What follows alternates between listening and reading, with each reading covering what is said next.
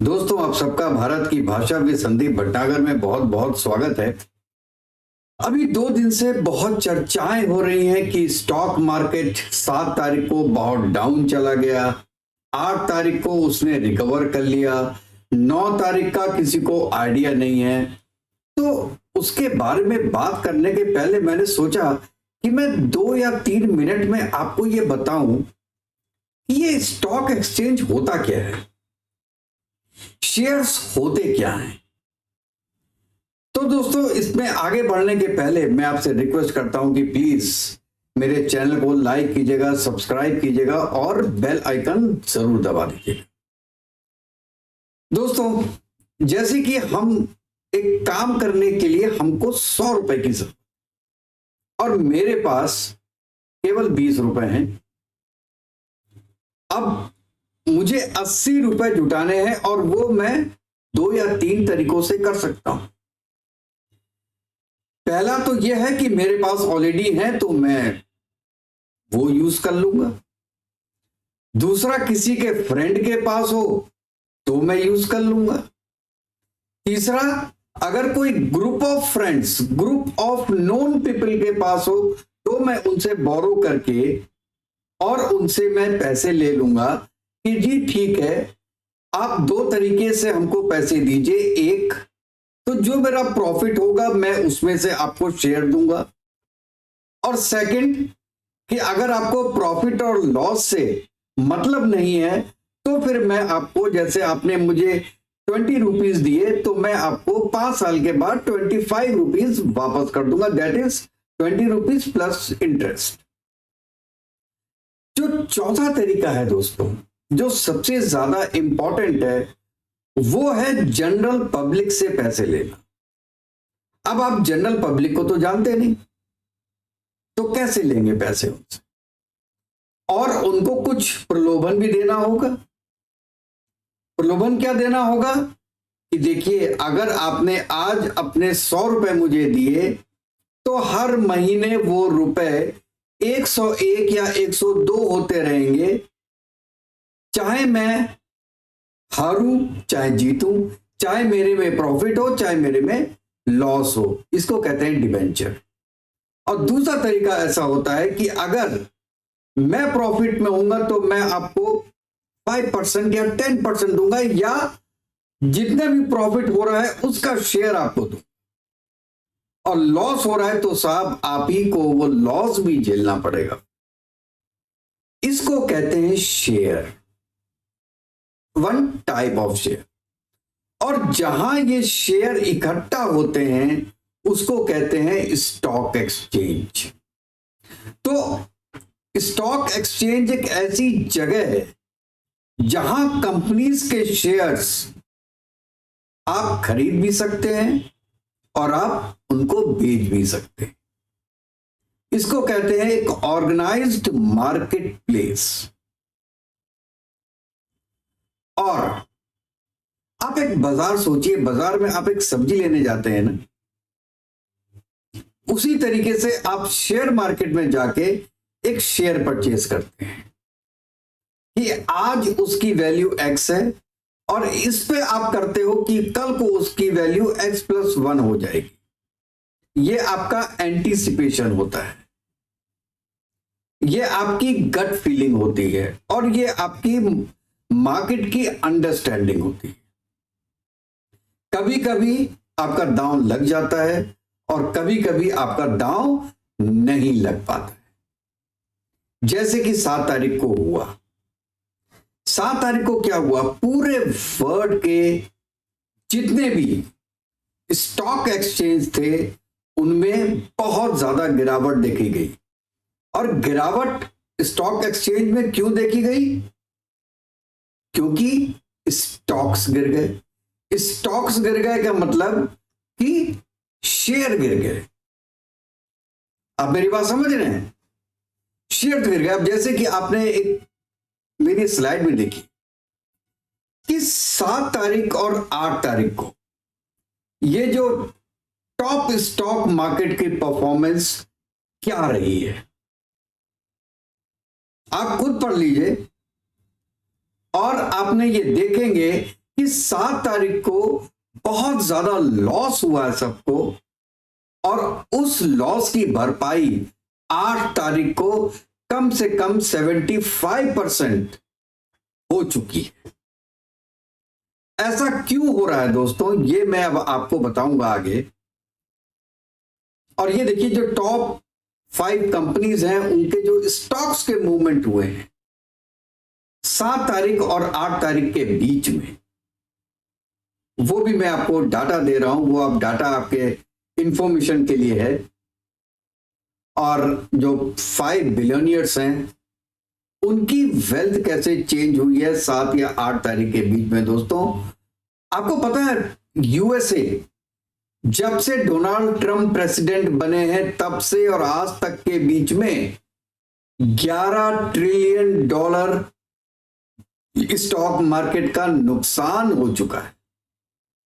Can you imagine, $11 trillion, जबकि US की पूरी इकोनॉमी $33 बिलियन की है, $33 ट्रिलियन की है, जिसमें से कि $11 ट्रिलियन नुकसान हो चुका है यूएस को जब से प्रेसिडेंट बने हैं डोनाल्ड ट्रंप। उसका भी मैं आपको कारण बताऊं। ये एक मैंने बनाया था ग्लोबल मार्केट ओवरव्यू। अब देखिए दोस्तों, मैं ये बताना चाह रहा हूं आपको कि ये सब अब नया जो टैरिफ का खेल है। टैरिफ क्या होता है, अब आपने ये समझ लिया कि स्टॉक मार्केट बेसिकली क्या है।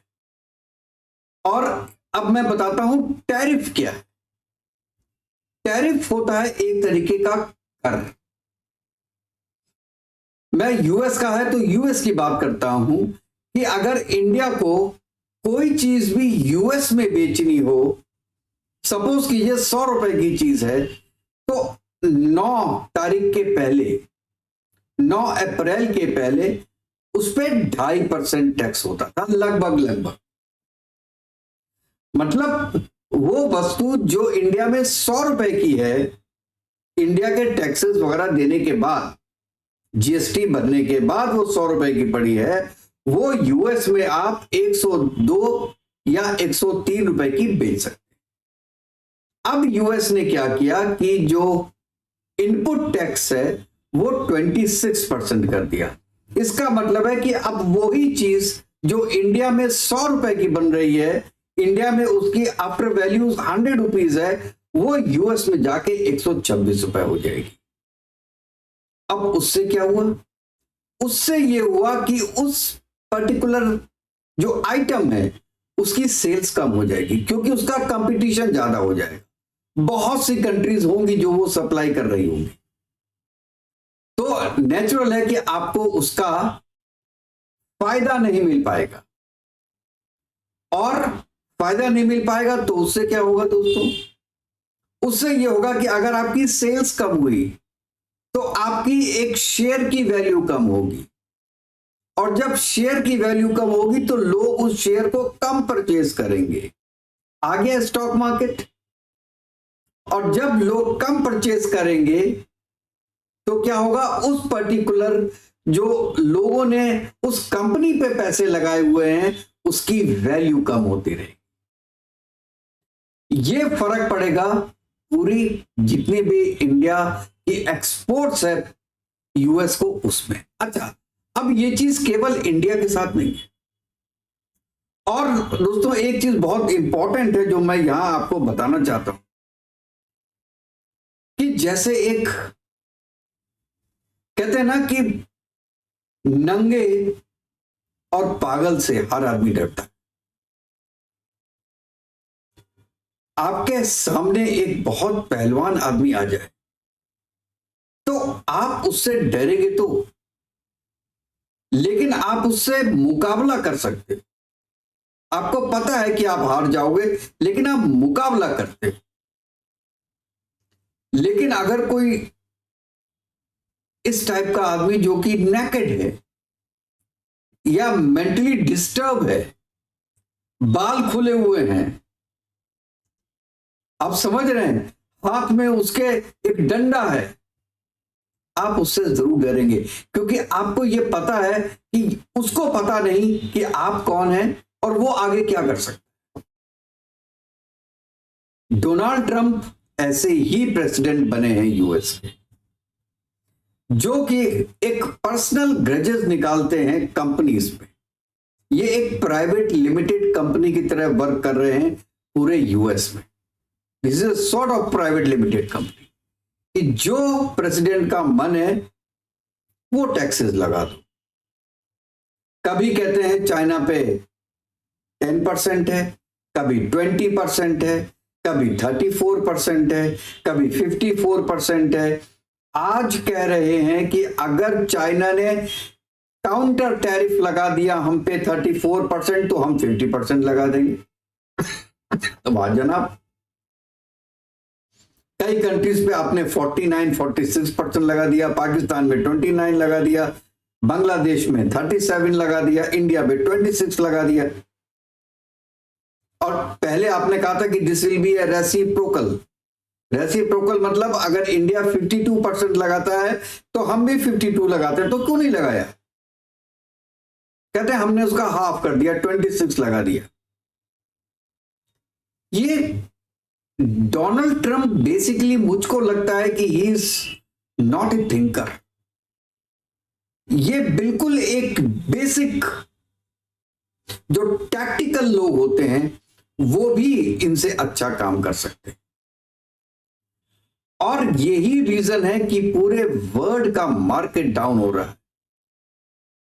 ट्रिलियंस डॉलर्स वेस्ट हो रहे हैं कंपनीज के भी और इंडिविजुअल इन्वेस्टर्स के भी। लेकिन you have to find a silver lining on that. America में हर चीज महंगी होगी और ट्रंप सोच रहे हैं कि भाई हम मेक इन इंडिया क्यों नहीं बना सकते? अमेरिका में बनाइए और सामान बेचिए। टैक्सेस तो इसीलिए होते हैं ना दोस्तों, कि बाहर की चीज अगर वहां पे आ रही है यूएस में तो वो महंगी हो जाए, तो जिससे कि लोकल लोग उसको प्रोड्यूस करें और वो मार्केट में सस्ती हो, क्योंकि उस पर कोई इनपुट टैक्स नहीं होगा। उनको ये पता नहीं है बेसिक चीजें कि अमेरिका का एक नॉर्मल बच्चा काम करना भूल गया है। आधे से ज्यादा लोग तो मैरिजुना खा के पड़े हुए हैं। 9 to 5 के बाद 6 बजे कोई काम करने को तैयार नहीं है। वर्क फ्रॉम होम की आदत पड़ चुकी है। लेजर लाइफ लीड करते हैं। अगर उन्होंने प्रोडक्शन कर भी दिया फिर भी वो इंडिया, चाइना और बांग्लादेश और पाकिस्तान से कंपैरिजन नहीं कर सकते कॉस्ट में। उनकी रिक्वायरमेंट उतनी है। America is very good for high tech things. Defence, high tech defence में बहुत अच्छी है, लेकिन छोटी छोटी चीजें बनाना जो डेली यूज की चीजें हैं उसमें अमेरिका कभी भी कंपीट नहीं कर सकता है इन थर्ड वर्ल्ड नेशन से। ये चीज ट्रंप के समझ में नहीं आ रही है और ये आगे जाके उनके लिए एक बहुत बड़ी मुसीबत होने वाली है दोस्त। और उससे बड़ी मुसीबत एक होगी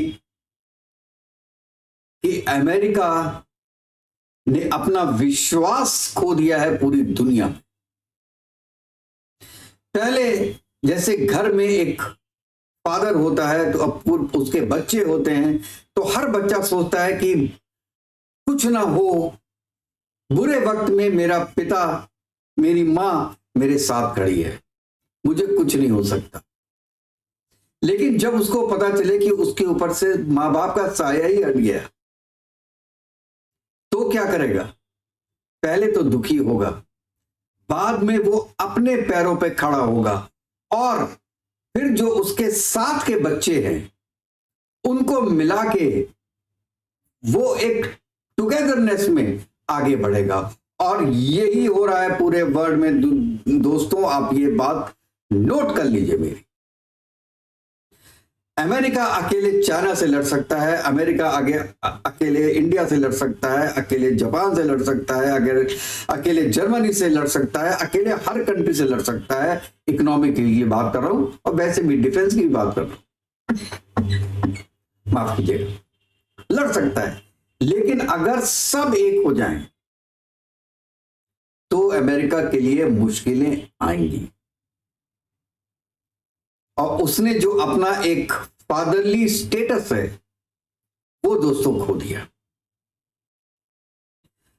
तो ये जो स्टॉक मार्केट में मैं वापस आता हूं, तो ये जो स्टॉक मार्केट है वो कल जितना डाउन हुआ था, आज उसने काफी कुछ गैदर कर लिया, क्योंकि लोगों के सेंटिमेंट्स अब और प्रिक्योरमेंट हो गई है। लोग जब कल डाउन हुआ तो लोगों ने खरीदना शुरू कर दिया, और दूसरों से उनको भी लगा कि देखिए जैसे इंडिया और यूएस के बीच में अब जो है वो नेगोशिएशन हो रहा है, ट्रेड नेगोशिएशन, उसी तरीके से अमेरिका ने एग्री किया है कि वो चाइना के साथ भी ट्रेड डिस्कशन शुरू करेगा, हर कंट्री के साथ करेगा, और जो उसने आज तक किया है दैट इज नॉट फीजिबल। और ये साहब एलन मस्क के साथ जो मीटिंग हुई है लोगों की, उन्होंने भी यही बोला है कि दे विल बी रीथिंकिंग। और ये एक जो पूरा स्टॉक मार्केट है वो सेंटिमेंट्स पे चलता है।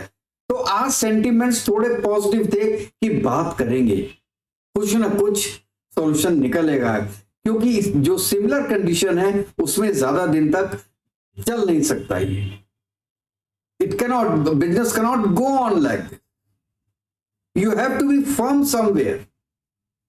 आप ऐसे ही आंख खोल के सुबह कहेंगे 50% लग गया, अगले दिन बोलेंगे 80% लग गया, 100% लगा दूंगा, 200% लगा दूंगा। अरे हर चीज का कोई कैलकुलेशन होता है साहब, कोई आइटम्स होते हैं साहब, आपकी क्या रिक्वायरमेंट है, आप क्या एक्सपोर्ट कर सकते हो, आप क्या इंपोर्ट कर सकते हो, आपकी कैपेबिलिटी क्या है, आपके प्लांट्स क्या, तो कुछ तो बनाते नहीं, हाईटेक मशीनरी को छोड़ के कुछ तो बनाते नहीं। अरे एक दिन में बनाना शुरू कर दोगे क्या? पहले फैक्ट्री तो खुलवाते, एक्सेस तो उसके बाद लगवाते ना, पहले उनको एक लेवल पे तो ले आते, अपने लोगों को तो उस काबिल बना देते कि वो फैक्ट्री में काम कर सके। बिल्कुल पाकिस्तान टाइप, बिल्कुल पाकिस्तान। ये सोचना नहीं है कि उनकी जो है वो उनके बेसिक जो उनके गुण है वो है क्या आपके लोगों में ये कैपेबिलिटी है? पहले कैपेबिलिटी डेवलप करो, उसके बाद तो उनसे काम लोगे। एनीवे दोस्तों, तो इट्स गुड न्यूज कि आज थोड़ा मार्केट अच्छा हुआ है और होपफुली आगे भी थोड़ा बेटरमेंट होगा। और let a good sense prevail to mister Trump. He should understand the intricacies of the business. वो तो बहुत अच्छी तरह जानते हैं, is very rich, but he is born rich, is not made rich by himself. इसमें भी बहुत फर्क होता है दोस्तों। तो चलिए कल किसी नई वीडियो में मिलते हैं, तब तक के लिए जय हिंद, जय भारत, वंदे मातरम।